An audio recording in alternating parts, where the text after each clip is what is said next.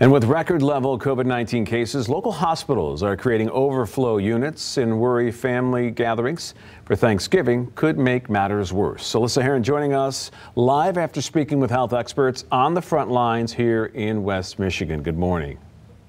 Good morning. Well, I had a chance to meet up with the top infectious disease doctors at Spectrum Health and Mercy Health at St. Mary's on tips on how you can stay safe with your family at the dinner table this Thanksgiving. And I think the last thing anyone would want to do at a holiday gathering is accidentally harm grandma and grandpa. It can be hard to imagine this Thanksgiving without the whole family over, cozied up inside, eating our favorite foods and yelling over a football game together. But with hospitalizations and deaths on the rise due to COVID-19, medical professionals say it's important we scale things back. Infections within a household are much more dangerous than infections that happen in the community. In the community, our guard is up. We're much more protected. We are careful about hand hygiene. We're wearing a mask all the time. When you get into small group gatherings or you're in your own home, all of us let our guard down, and that's natural. So this year, Zoom is a great option to connect with family. And in the meantime, those who are gathering in the same home can take some steps that could help lower the risk of spreading COVID-19. So maybe instead of getting together to prepare the meal ahead of time, people when they gather, kind of gather as the meal is ready to go and they sit and eat.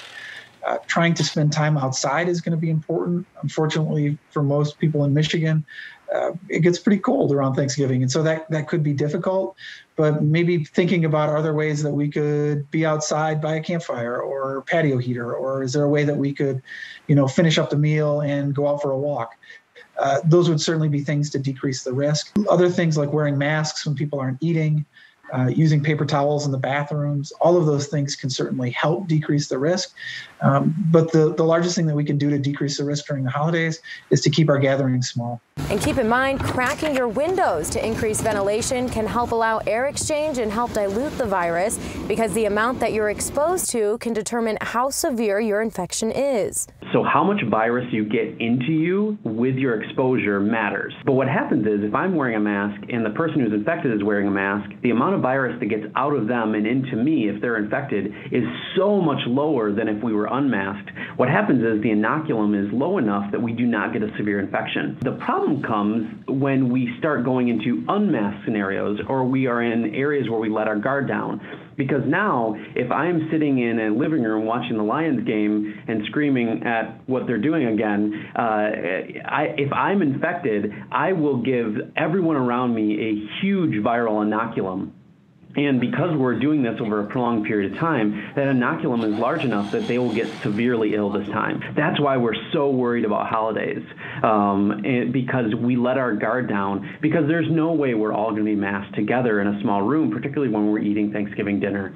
And so it's all about how much virus gets into me at the time of infection. So while it's a tough choice to make around the holidays, it can ultimately save the lives of those you love.